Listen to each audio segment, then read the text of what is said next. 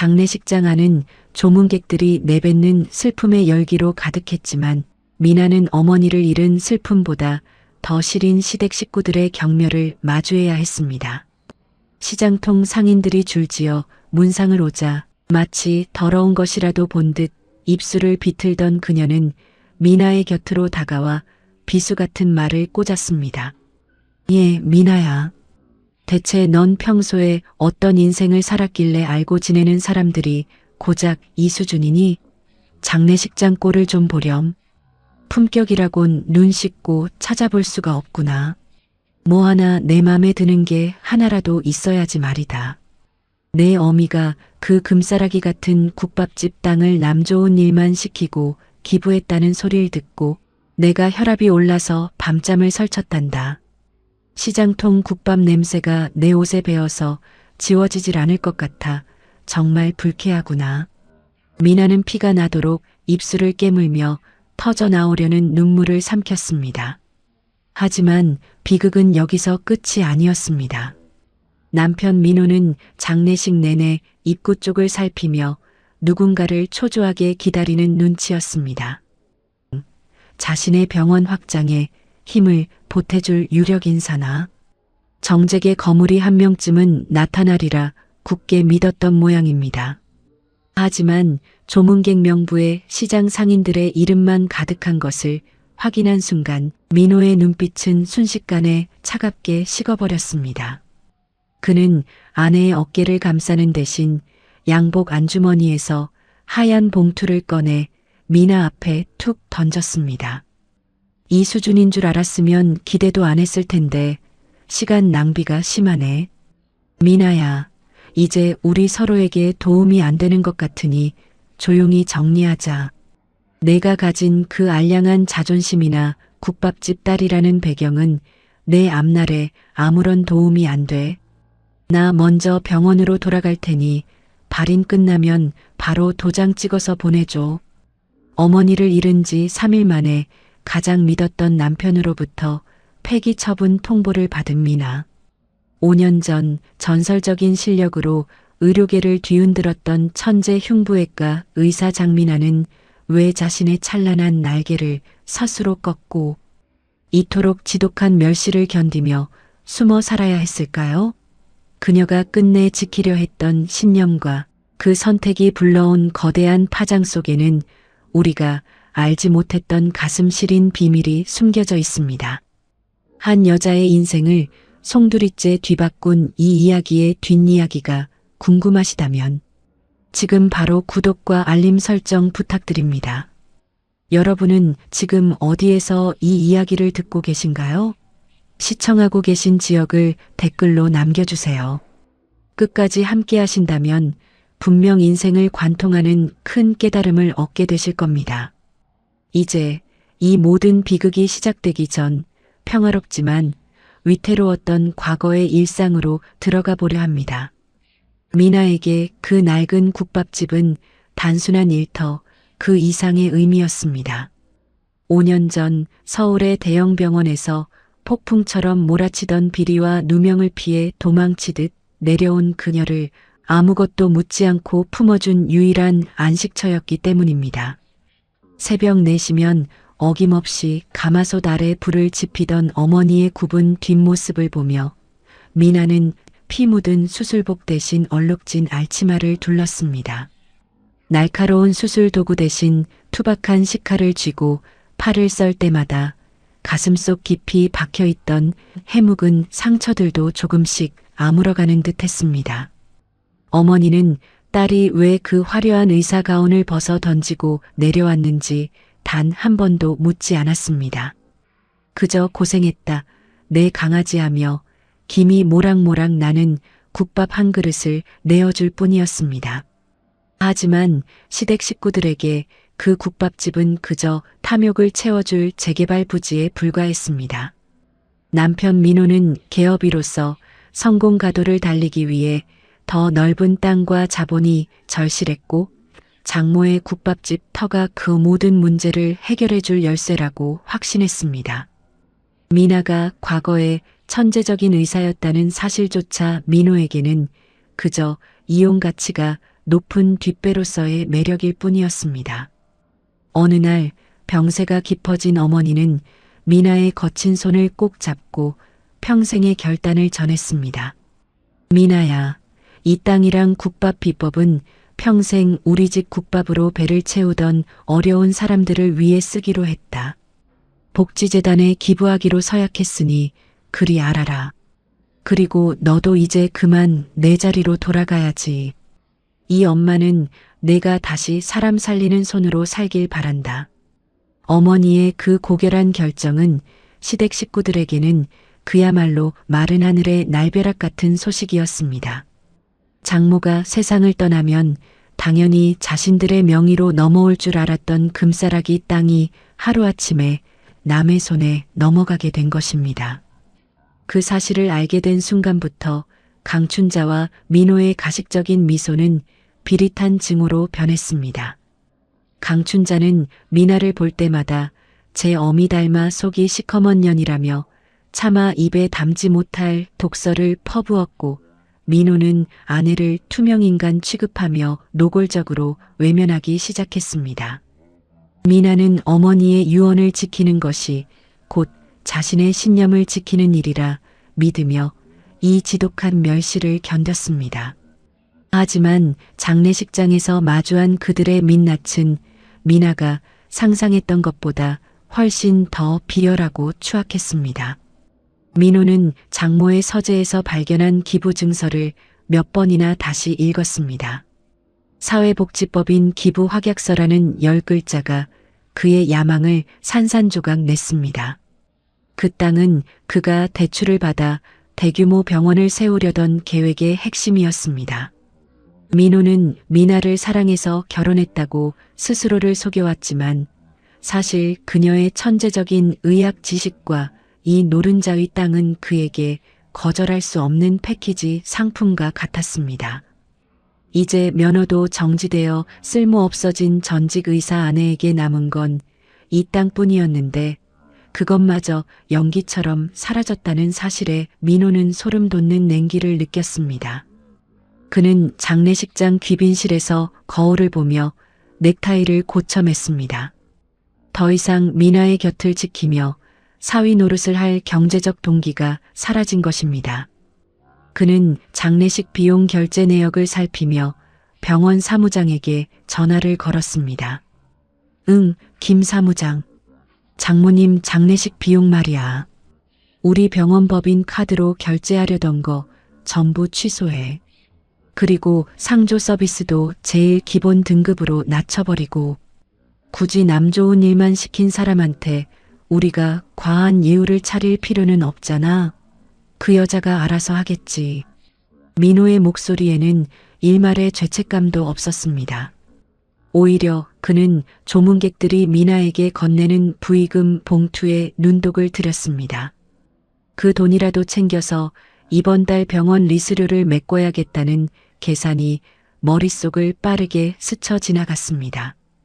미나는 그런 남편의 속내를 모른 채 그저 과로로 피곤해하는 줄로만 알고 남편의 어깨를 조심스레 토닥였습니다. 하지만 민호는 그녀의 손길이 불결한 것이라도 되는 양 매몰차게 뿌리쳤습니다. 내 몸에 손대지 마. 내가 그동안 나를 얼마나 기만했는지 이제야 알겠으니까. 내 엄마랑 짜고 나를 바보로 만든 거 아니니? 그 땅이 어떤 땅인데 그걸 그렇게 홀랑 남한테 줘버려?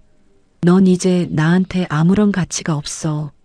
아니, 오히려 내 품위를 깎아먹는 걸림돌일 뿐이야. 민호의 차가운 폭언은 장례식장의 곡소리보다 더 날카롭게 미나의 귀를 파고들었습니다. 한때는 가장 든든한 버팀목이라 믿었던 남편의 민낯은 그 어떤 타인의 냉대보다 더 잔인했습니다. 민호는 그 길로 장례식장 안내 화면에서 사위인 자신의 이름을 지워버리라고 요구했습니다. 마치 우연히 들른 손님처럼 거드름을 피우며 자리를 떠나는 그의 뒷모습을 보며 미나는 자신이 지켜온 가정이 모래성보다 허망했다는 사실을 뼈저리게 실감했습니다. 어머니의 마지막 길을 배웅해야 할 발인 날 아침, 장례식장에는 이른 새벽부터 짙은 안개와 함께 서늘한 기운이 감돌았습니다. 미나는 밤새 붉어진 눈으로 어머니의 관 옆을 지켰지만 시댁 식구들에게 고인의 죽음은 그저 빨리 해치워야 할 성가신 숙제에 불과했습니다. 시어머니 강춘자는 평소보다 더욱 화려한 옷차림에 진한 화장을 하고 나타나 미나의 주변을 맴돌며 손에 든 명품 향수를 연신 뿌려댔습니다. 마치 이 신성한 이별의 공간이 오물로 가득 찬 시장통이라도 되는 양 그녀는 손가락 끝으로 코끝을 톡톡 치며 미나를 위아래로 훑어보았습니다. 예, 미나야. 대체 넌 평소에 어떤 인생을 살았길래 알고 지내는 사람들이 고작 이 수준이니? 밤새 들락거리는 인간들 면면을 보니 내 아들 병원 평판 깎아먹기 딱 좋더구나. 장례식장의 품격이라곤 눈 씻고 찾아볼 수가 없으니 내가 부끄러워서 얼굴을 들 수가 없어. 뭐 하나 내 맘에 드는 게 하나라도 있어야지 말이다. 내 어미가 그 금싸라기 땅까지 남 좋은 일 시키고 떠난 마당에 내가 너를 더 봐줄 이유가 뭐가 있겠니? 강춘자의 말은 예리한 칼날이 되어 미나의 가슴을 난도질했습니다. 미나가 대답할 기운조차 없이 고개를 숙이자 옆에 서 있던 남편 민호가 기다렸다는 듯 한 걸음 다가왔습니다. 그는 슬픔에 잠긴 아내의 어깨를 감싸는 대신 양복 안주머니에서 서류 한 뭉치를 꺼내 미나 앞으로 툭 던졌습니다. 하얀 봉투 겉면에 적힌 이혼 합의서라는 글자가 미나의 시야를 어지럽게 뒤흔들었습니다. 미나야, 우리 길게 말하지 말자. 너도 알다시피 이제 우린 서로에게 줄 수 있는 게 없어. 내가 가진 그 알량한 자존심이나 국밥집 딸이라는 배경은 내 앞날에 아무런 도움이 안 돼. 어머니 말씀대로 격이 맞는 사람끼리 살아야지. 이건 서로에게 고역 아니겠어? 발인 끝나면 바로 도장 찍어서 보내줘. 그게 내 어미 마지막 길에 내가 할 수 있는 가장 깔끔한 정리일 거다. 민호의 목소리는 비정할 만큼 차분했습니다. 어머니를 잃은 지 3일 만에 가장 믿었던 남편으로부터 폐기 처분 통보를 받은 미나는 숨조차 쉬기 힘든 압박감을 느꼈습니다. 시댁 식구들은 마치 미리 짠 듯 미나를 차가운 장례식장 바닥에 홀로 남겨둔 채 등을 돌려나갔습니다. 멀어져가는 그들의 구두 소리가 마치 미나의 인생을 짓밟는 소리처럼 들렸습니다. 세상에 오직 혼자 남겨졌다는 처절한 고독감이 밀려왔고 미나는 차가운 이혼 서류를 손에 꽉 쥔 채 소리 없는 비명을 내질렀습니다. 이것이 그녀가 지켜온 신의와 사랑에 대한 대가라는 사실이 믿기지 않았습니다. 시댁 식구들이 썰물처럼 빠져나간 장례식장은 기이할 정도로 고요했습니다. 미나는 무릎 위에 놓인 이혼 서류를 멍하니 내려다보았습니다. 어머니의 영정사진 속 미소는 여전히 따뜻했지만 그 앞에 홀로 남겨진 미나의 그림자는 초라하기 그지없었습니다. 사람의 가치를 오직 돈과 인맥으로만 환산하는 시댁 식구들에게 이제 미나는 낡아서 버려진 껍데기일 뿐이었습니다. 미나가 떨리는 손으로 서류를 집어 들려던 그 순간 정적을 깨는 웅성거림이 장례식장 입구에서부터 파도처럼 밀려왔습니다. 평소 조용하던 주차장이 수십 대의 검은색 고급 세단들로 가득 찼고 절제된 동작의 수행원들이 길을 열기 시작했습니다. 멀리서 그 광경을 목격한 강춘자와 민호는 눈이 휘둥그레졌습니다. 장례식장을 거의 벗어났던 두 사람은 약속이라도 한 듯 발걸음을 멈추고 서로의 얼굴을 확인했습니다. 저 정도 규모의 의전이라면 대한민국에서 손꼽히는 정재계 거물이 분명했습니다. 민호의 머릿속은 다시 빠르게 회전하기 시작했습니다. 혹시 내 병원 개원 소식을 듣고 투자자가 찾아온 건가? 아니면 어머니 인맥 중에 이런 거물이 있었나? 탐욕에 가득 찬 기대감이 민호의 눈을 번뜩이게 했습니다. 강춘자 역시 흐트러진 옷무새를 급히 매만지며 자비로운 안주인의 미소를 지어 보였습니다. 민호야, 저거 대성그룹 로고 아니니? 세상에 회장님이 직접 오실 줄이야. 거봐라, 하늘이 무너져도 솟아날 구멍은 있다더니 내 아들 앞길이 이렇게 풀리려나 보다. 어서 가서 정중하게 모셔라. 시장 상인들만 득실대던 곳에 드디어 귀인이 오시는구나. 두 사람은 자신들을 무시하고 지나쳤던 미나는 안중에도 없다는 듯 입구로 달려가 비굴할 정도로 허리를 굽혔습니다. 차 문이 열리고 백발이 성성하지만 범접할 수 없는 위엄을 뿜어내는 대성그룹의 최성규 회장이 내렸습니다. 민호는 손바닥에 땀을 닦으며 조심스럽게 최 회장에게 다가가 명함을 내밀려 했습니다. 하지만 수십 명의 경호원은 민호와 강춘자를 마치 길가에 굴러다니는 돌멩이 취급하며 차갑게 밀쳐냈습니다. 최 회장의 시선은 오직 한 곳, 장례식장 가장 안쪽에서 눈물 자국이 선명한 채 멍하니 서 있는 미나만을 향하고 있었습니다. 최 회장은 떨리는 숨을 내뱉으며 미나를 향해 한 걸음씩 다가갔습니다. 그의 구두 소리가 대리석 바닥을 울릴 때마다 장례식장의 공기는 팽팽하게 조여들었습니다. 주변의 모든 시선은 최 회장의 일거수일투족에 고정되었습니다. 민호는 경호원들에게 밀려나면서도 자신의 명함을 만지작거리며 최 회장에게 다시 한번 다가가려 애썼습니다. 회장님, 저는 이번에 새로 개원한 병원의 박민호 원장이라고 합니다. 제 장모님의 장례식에 직접 찾아주셔서 가문의 영광입니다. 민호의 목소리는 비굴할 정도로 떨리고 있었습니다. 하지만 최 회장은 민호의 존재 자체를 지워버린 듯 오직 미나만을 바라보며 묵묵히 걸음을 옮겼습니다. 그리고 그 순간 장례식장에 있던 모든 이들의 상식을 파괴하는 광경이 펼쳐졌습니다. 대한민국 경제의 거물인 대성그룹 최성규 회장이 정갈한 양복 차림 그대로 딱딱한 장례식장 바닥에 무릎을 꿇은 것입니다. 수행원들조차 당황하여 어쩔 줄 몰라 하는 사이 최 회장은 미나의 거친 손을 조심스럽게 맞잡았습니다. 그의 두 눈에는 어느덧 뜨거운 회한의 눈물이 고여 있었습니다. 장 교수님, 정말 장 교수님이 맞으시군요. 5년을 무려 5년이라는 긴 시간을 수소문하며 헤맸습니다. 제 아들을 살려주시고 왜 그렇게 홀연히 사라지셨습니까? 이 늙은이가 교수님을 뵙기 위해 얼마나 많은 밤을 기도로 지새웠는지 모릅니다. 제발 저를 용서하시고 한 번만 고개를 들어 저를 봐주십시오. 최 회장의 입에서 터져나온 교수님이라는 호칭에 장내에는 찬물을 끼얹은 듯한 정적이 감돌았습니다. 시장통 국밥집 딸이라며 무시당하고 멸시받던 미나가 재벌 회장이 무릎을 꿇고 예우를 갖춰야 할 대단한 존재였다는 사실에 강춘자와 민호의 안색은 순식간에 흙빛으로 변했습니다. 특히 강춘자는 자신이 뿌려댄 향수 냄새에 스스로 숨이 막히는 듯 헉소리를 내며 뒷걸음질 쳤습니다.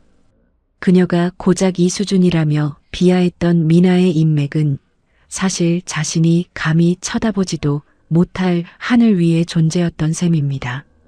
민호는 자신이 방금 전 던졌던 이혼 서류가 장례식장 바닥에 초라하게 흩어져 있는 것을 보며 심장이 내려앉는 기분을 느꼈습니다. 성공을 위해 그토록 갈구하던 최고의 인맥이 바로 자신이 가치 없다며 쓰레기처럼 버린 아내 앞에 머리를 숙이고 있었기 때문입니다. 미나의 눈동자는 여전히 깊은 슬픔에 잠겨 있었지만 최 회장의 등장과 함께 그녀를 감싸고 있던 공기는 더 이상 비참함이 아닌 범접할 수 없는 고결함으로 바뀌어 가고 있었습니다. 강춘자와 민호의 얼굴은 순식간에 하얗게 질려 마치 석고상처럼 굳어버렸습니다.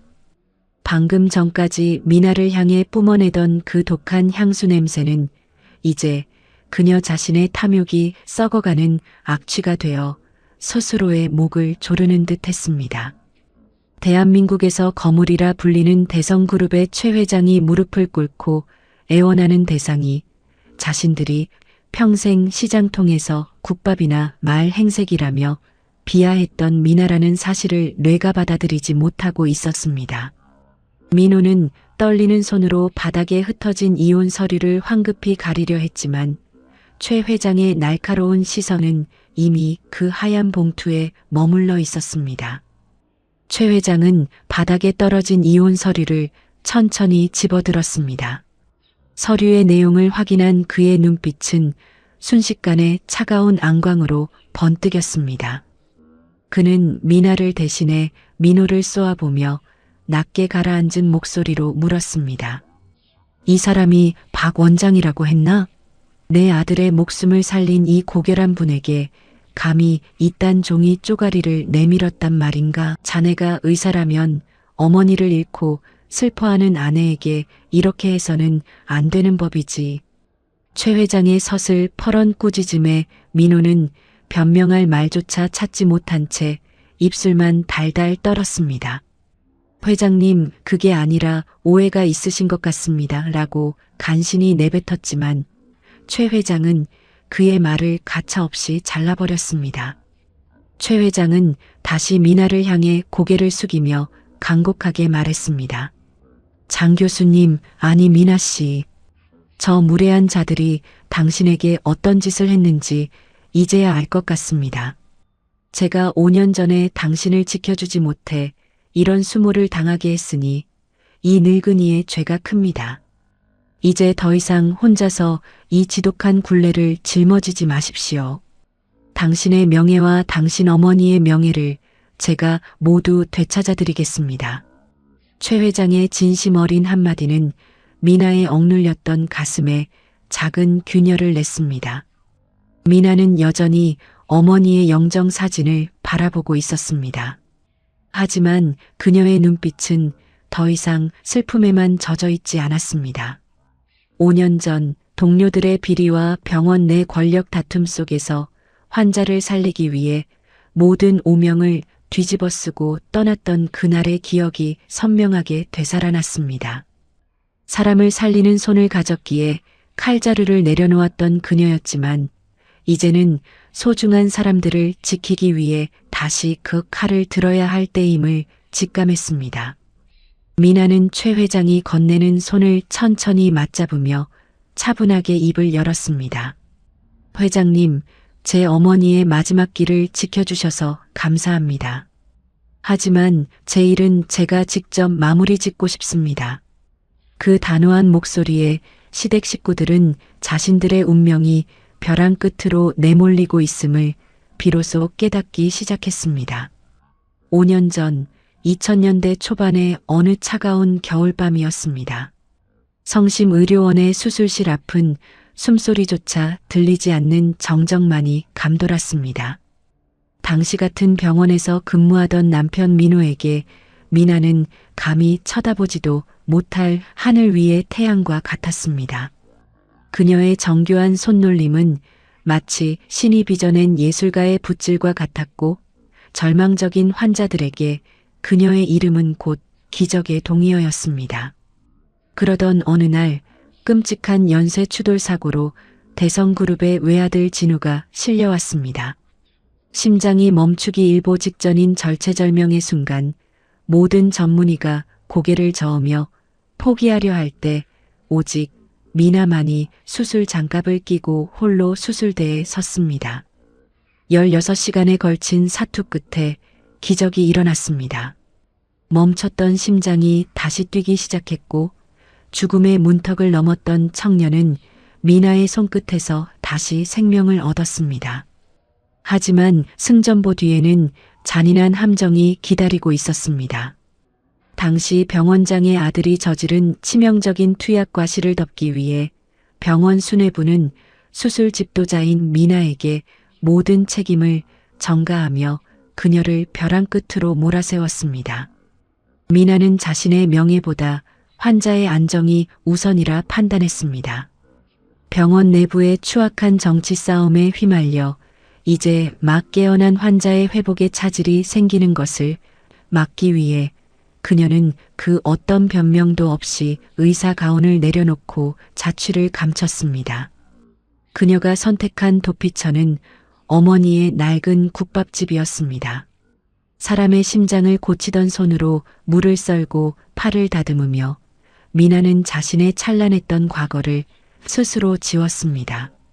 남편 민호는 미나의 과거 명성을 이용해 자신의 개업 발판을 마련하려 결혼을 선택했지만 미나가 끝내 의사로 복귀하지 않고 시장통 국밥집 딸로만 남으려 하자 그의 실망은 곧 지독한 경멸로 변했습니다. 민호는 미나가 대성그룹 최 회장의 외아들을 살려낸 유일한 생명의 은인이라는 사실을 꿈에도 몰랐습니다.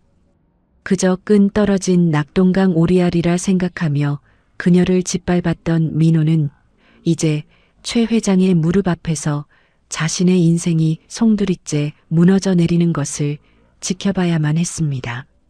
미나는 담담히 그 시절을 회상하며 이제야 비로소 자신이 내려놓았던 메스를 다시 잡아야 할 운명임을 직감했습니다. 장례식장을 가득 채웠던 멸시의 공기는 최 회장의 등장과 함께 경외와 공포로 뒤바뀌었습니다. 미나는 천천히 일어나 자신을 짓누르던 슬픔의 무게를 갈무리했습니다. 시장통 국밥 냄새가 난다며 명품 향수를 뿌려대던 강춘자는 이제 자신의 무덤을 판 줄도 모르고 바들바들 떨고 있었습니다. 미나는 최 회장의 수행원이 건네준 검은색 코트를 어깨에 걸치며 5년 동안 스스로를 가두었던 국밥집 딸의 허물을 벗어던졌습니다. 민호는 필사적으로 머리를 굴렸습니다. 그는 바닥에 떨어진 이혼 서류를 낙채듯 집어들어 등 뒤로 감추며 억지 미소를 지어 보였습니다. 미나야, 내가 아까 한 말은 다 농담인 거 알지? 장모님을 잃은 슬픔에 내가 잠시 제정신이 아니었나 봐. 회장님, 제 아내가 원래 이렇게 대단한 분인 줄 저는 진작부터 알고 있었습니다. 민호의 비굴한 변명은 장례식장에 모인 사람들의 헛웃음을 자아냈습니다. 강춘자 역시 태세를 전환하여 미나의 손을 잡으려 애썼습니다. 아이고, 우리 복덩이 며느리. 내가 아까는 너무 속이 상해서 말이 헛나온 거야. 내가 대성그룹이랑 이렇게 깊은 인연이 있는 줄 알았으면 내가 진작에 지극정성으로 모셨지. 하지만 미나는 그 역겨운 손길을 단호하게 뿌리쳤습니다. 그녀의 눈빛은 더 이상 상처받은 여인의 것이 아니었습니다. 5년 전 수술실에서 수만 개의 혈관을 다루던 천재 의사의 서늘하고도 예리한 안광이 돌아와 있었습니다. 미나는 최 회장을 똑바로 응시하며 차분하게 말했습니다. 회장님, 저들을 용서하지 마십시오. 제게 주신 이혼 서류는 제가 기꺼이 수락하겠습니다. 다만 그동안 저와 제 어머니를 모욕한 대가는 법의 테두리 안에서 철저히 치르게 할 생각입니다. 미나의 선언에 민호는 다리에 힘이 풀려 그 자리에 주저앉았습니다. 최 회장은 미나의 결연한 태도에 고개를 끄덕이며 수행원들에게 지시했습니다. 이 장례식장에서 장 교수님과 그 어머님을 모욕한 자들의 신원을 모두 파악하라 명하였습니다. 그리고 박 원장이 운영하는 병원의 모든 회계 기록과 의료 기록을 낱낱이 조사해서 보고하도록 지시했습니다. 최 회장의 말 한마디에 민호의 야망은 신기루처럼 사라졌습니다. 미나는 어머니의 영정사진을 향해 마지막 인사를 올렸습니다. 엄마, 이제 엄마가 원하던 대로 사람 살리는 손으로 돌아갈게. 그리고 엄마를 무시했던 세상에 정당하게 맞설게. 미나의 뒷모습에서는 5년간 숨겨왔던 전설의 귀환을 알리는 묵직한 카리스마가 뿜어져 나오고 있었습니다. 발인이 끝나고 일주일 뒤 민호의 화려했던 병원 대기실은 평소의 정적 대신 빚쟁이들과 기자들의 고성으로 아수라장이 되었습니다. 미나는 대성그룹의 법무팀과 함께 남편 민호가 그동안 숨겨온 추악한 의료 기록들을 하나씩 들춰냈습니다. 민호는 장모의 국밥집 부지를 담보로 무리한 대출을 받아 병원을 확장하려 했으나 기부 소식으로 계획이 틀어지자 환자들에게 불필요한 고가의 비급여 시술을 강요하며 부족한 자금을 메꿔왔던 것입니다. 미나의 날카로운 분석 아래 민호가 저질러온 수십 건의 과잉 진료와 의료사고, 은폐 정황이 백일하에 드러났습니다. 병색이 완연해진 민호는 뒤늦게 미나를 찾아와 무릎을 꿇고 애원했습니다. 미나야, 한 번만 살려줘. 우리가 부부였잖아. 내가 잠시 돈에 눈이 멀어 제정신이 아니었어. 이혼 서류는 내가 다 찢어버릴게. 제발 이번 한 번만 회장님께 말씀 좀 잘해줘. 민호의 비굴한 눈물에는 아내에 대한 미안함이 아닌 오직 자신의 파멸을 막으려는 처절한 계산기 소리만 가득했습니다. 미나는 그런 민호를 차가운 눈길로 내려다보며 대답했습니다. 우리가 부부였던 건 당신이 내 배경과 재산을 탐냈을 때뿐이었어. 당신이 망가뜨린 환자들의 인생은 누가 보상하지? 이제 당신이 저지른 일들에 대해 정당한 법의 심판을 받아. 시어머니 강춘자 역시 몰락의 길을 피할 수 없었습니다. 그녀가 그토록 자랑하며 들고 다녔던 명품 가방과 보석들은 모두 압류되었고 시장 상인들을 무시하며 뿌려대던 고가의 향수는 이제 그녀의 비참한 처지를 가려주지 못했습니다. 강춘자는 아들의 면허 취소 소식에 시장통 바닥에 주저앉아 통곡했지만 예전처럼 그녀의 곁을 지켜주는 사람은 아무도 없었습니다. 미나는 어머니의 영정 앞에서 다짐했던 대로 자신의 전문 지식을 동원해 빌런들의 급소를 정확히 찔렀습니다. 뉴스에서는 연일 성심 의료원 박 원장의 비리와 함께 5년 전 억울한 누명을 쓰고 사라졌던 천재 의사 장미나의 귀환을 대대적으로 보도하기 시작했습니다. 진실의 파편들이 모여 거대한 파도가 되었고 그 파도는 미나를 괴롭혔던 모든 악인을 집어삼키며 무섭게 몰아쳤습니다. 5년 전 미나의 날개를 꺾어버렸던 성심의료원의 추악한 진실이 마침내 세상 밖으로 터져나왔습니다. 대성그룹 최 회장이 5년 동안 전국을 뒤지며 수집해온 증거 자료들은 가히 파괴적이었습니다. 당시 병원장의 아들이 저질렀던 치명적인 투약 과실을 은폐하기 위해 미나에게 모든 누명을 씌웠던 조작된 차트와 내부 고발자들의 증언이 언론을 통해 낱낱이 공개되었습니다. 2000년대 초반을 뒤흔든 이 거대한 의료 스캔들에 검찰이 정격 수사에 착수했고 미나를 벼랑 끝으로 밀어 넣었던 병원 수뇌부들은 줄줄이 수갑을 차는 신세가 되었습니다.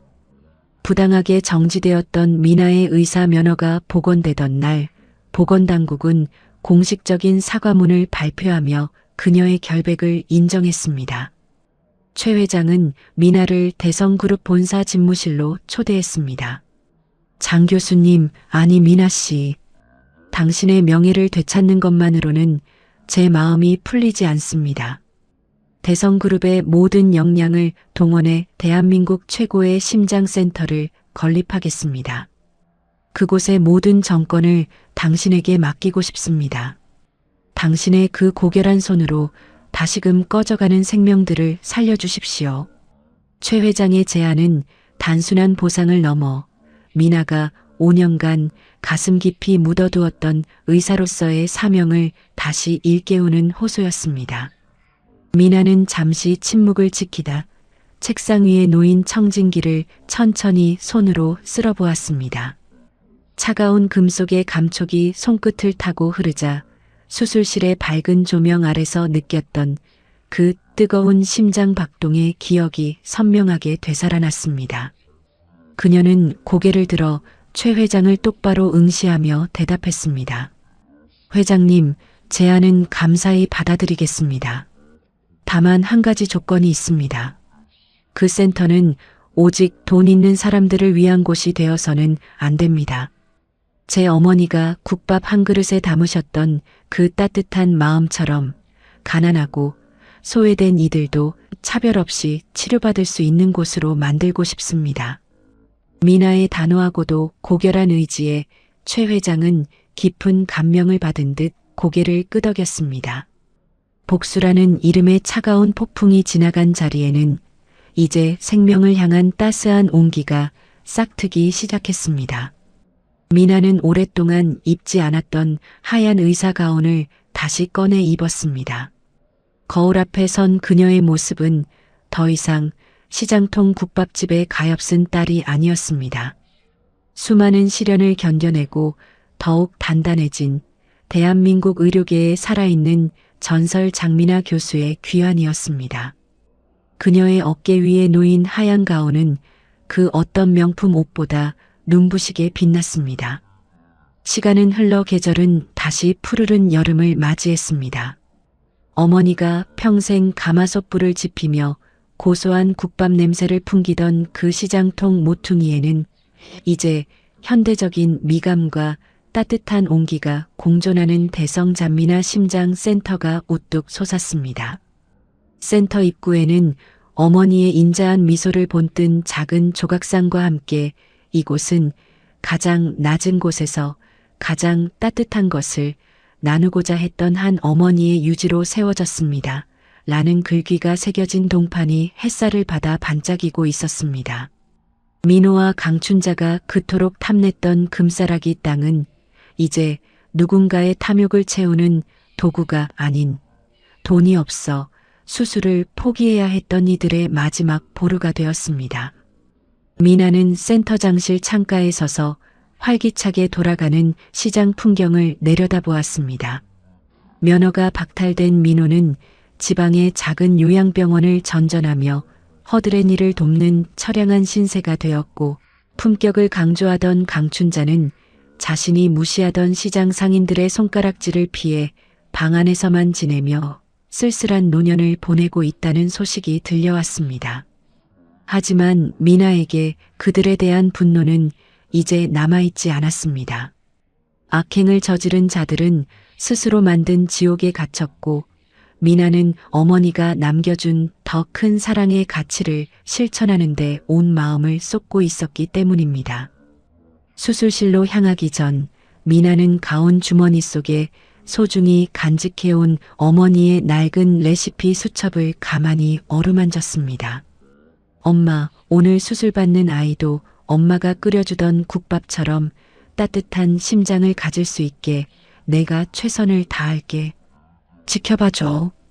미나의 나직한 혼잣말은 복도를 지나 수술실 조명 아래로 경건하게 울려 퍼졌습니다. 그녀가 집도하는 수술은 단순히 병든 장기를 고치는 것이 아니라 무너진 한 사람의 세계를 다시 세우는 숭고한 의식이었습니다. 인생의 가장 어두운 터널 속에서도 자신의 뿌리와 신념을 잃지 않는다면 진실은 반드시 시간의 파도를 타고 빛을 발하게 마련입니다. 가장 낮은 곳에서도 누군가를 위해 헌신했던 어머니의 국밥 한 그릇처럼 장미나 역시 사람들의 얼어붙은 심장을 녹이는 진정한 의사로 영원히 기억될 것입니다. 오늘 이야기가 여러분의 지친 일상에 작은 위로와 용기가 되었기를 바랍니다. 끝까지 시청해 주셔서 진심으로 감사합니다. 이야기 친구였습니다.